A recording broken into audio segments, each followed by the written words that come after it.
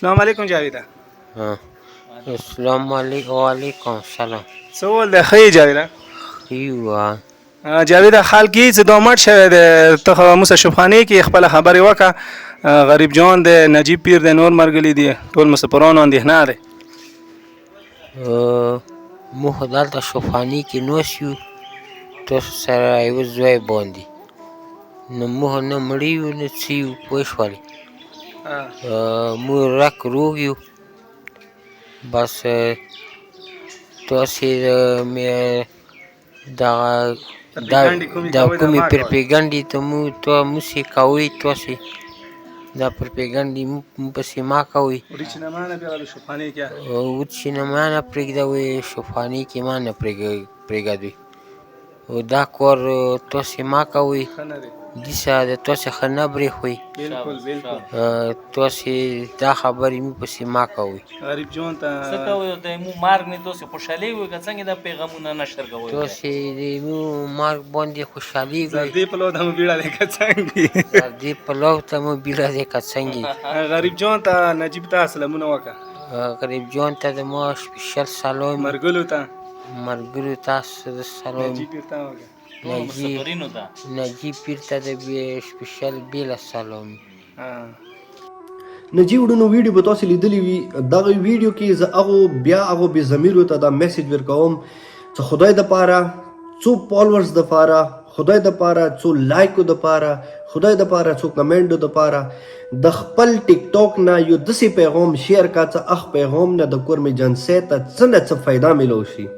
نه څه ته فیک نیوز شیر کوي، نه څه ته د چا مذهب توهین کوي، نه څه ته د چا یو هغه کس هغه بیمار دی، هغه ذهني بیمار دی، هغه ته مزید ټورچر کوي.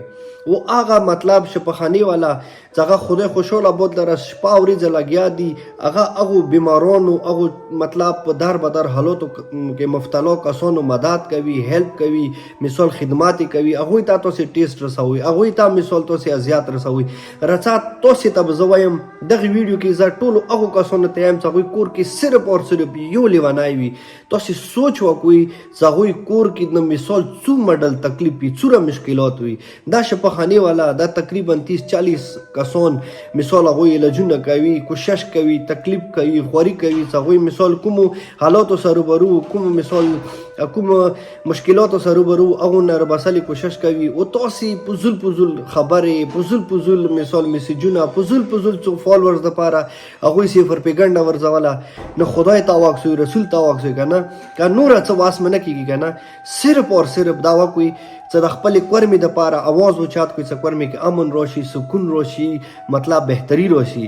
دا څه تاسې مثال دا ټیک ټاک باندې فضول خبرې شروع کړي دي، کله یوه مذهب توهین، کله بل څه کاروبار مې لکه کورمې کې جنسۍ والا تاسې نوره څه نشته دی.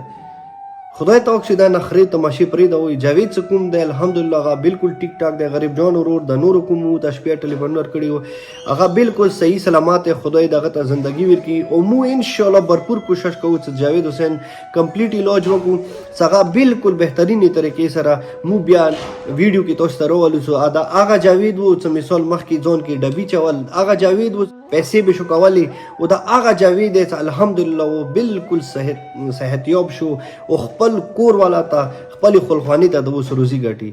نو امید لرم انشاءالله د مو اواز کوم دی هر ورور به خپلو مرګلو سره شیر کوي. او چې څومره د ټیک ټاک والا دي کم از کم د خپل ګریوان کې لږ سوچ وکړي چې چا توهین ما کوي. نو ډیره مننه. خوشحاله آباد اوسئ. ما سید نجیب ته راکړئ اجازات، مهرباني. السلام علیکم ورحمت الله وبرکاته.